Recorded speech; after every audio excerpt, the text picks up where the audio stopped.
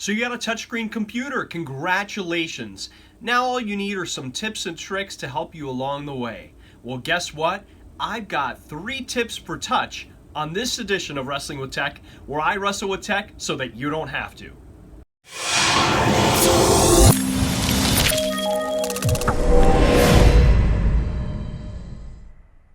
Alright, so you've got your HP laptop with touch. I'm sure you're excited. It's going to completely revolutionize the way that you interact with your PC. I have a touch computer. I love it. I think it's great. Once you get used to it, it's hard to go back. So I want to give you 3 tips that will hopefully help you get started with touch. The first one is going to be right here. I'm using Edge, which is the new browser as a part of Windows 10. I'm going to click right up here. There's a little button. It's a little square with a little pen. I'm going to click on that. It's called inking. And all of a sudden now you've got a purple bar right here on the screen. I'm going to select a color right here. Let's go with blue. And then all of a sudden, I'm going to be able to draw on the screen.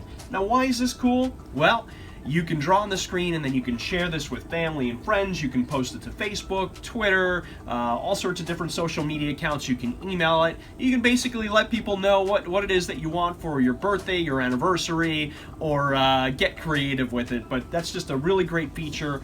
That's located in Edge. It's right there on the screen. It's called inking. I use it. I think it's really cool, and I think you will as well. That's tip number 1.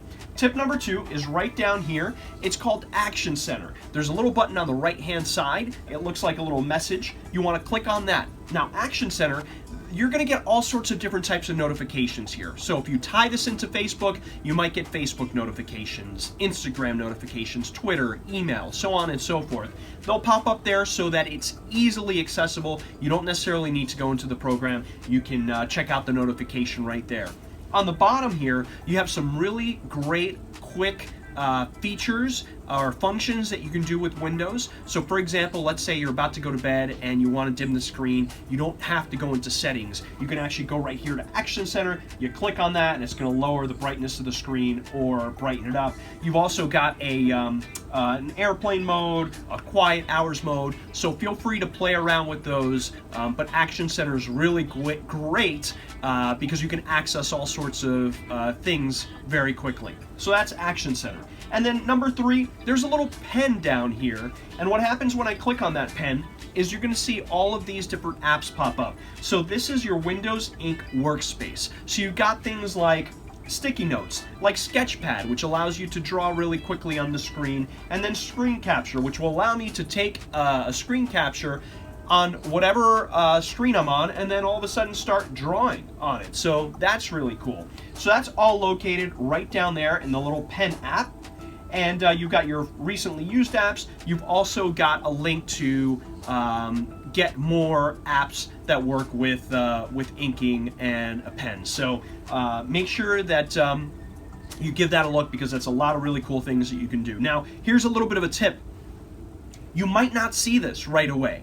Let's say you just started your computer and you're not seeing that icon. Sometimes you need to put that icon right there in your taskbar. I'm going to show you right now exactly how you do that. I'm going to bring the cursor down right here to the taskbar, and then I'm going to right-click.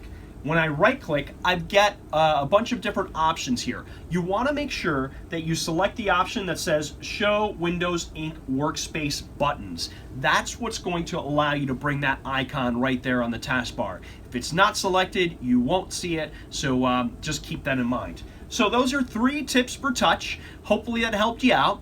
If you have any questions about it, feel free to message me on Facebook, Twitter, or Instagram. It's AlexHP4QVC.